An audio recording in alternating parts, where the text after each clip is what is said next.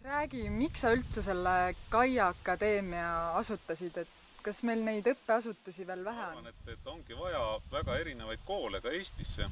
Et kui me vaatame siin seda Aasa, siis me näeme siit väga suurt elurikkust. Siin on erinevaid taimi ja putukaid, mesilasi, liblikaid, keda iganes. Et niimoodi nagu loodus toimibki. Et on vaja ühte ka kooli, teist kooli, kolmandat kooli.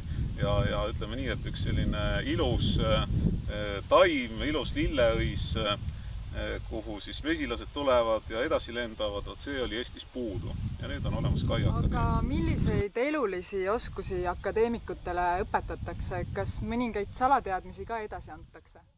Millest me siin räägime, mida kogeme, mida õpime, et märksõna on just terviklikkus, et elu ei koosne ainult toidust, käimlatest, ei koosne ka ainult mediteerimisest, vaid see terviklikkus.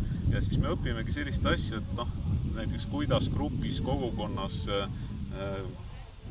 harmooniliselt või ütleme nii, et nagu arenguliselt üksteisega hakkama saada, edasi minna läbi konfliktide, läbi probleemide, läbi oma teemade lahendamise ja et on tõesti nagu väga võimsad meetodid olemas, et mis toovad nähtavale igasugu küsimused, mis meisse on ladestunud on ju siin aegade jooksul ja mis takistavadki meid üheskoos midagi korda saatmast.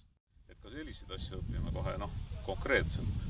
Ja lisaks on ka veel majandusaspekt, et kuidas nagu gruppides, kogukondades, kogukondlikes projektides majandusmudelid võiksid toimida ja toimivad ja nii edasi. Nii et ma ütleksin seda lõppkokkuvõttes, et inimesed, kes soovivad koos teiste inimestega midagi uut koos luua, seda maailma ilusamaks, õitsvamaks, harmoonilisemaks, selliseks koostöisemaks teha, mida tegelikult on vaja, ökoloogilisemaks, looduslähedasemaks, et need ongi siis nagu need baasoskused või teeotsad, mida Kaia Akadeemia kätte näitab.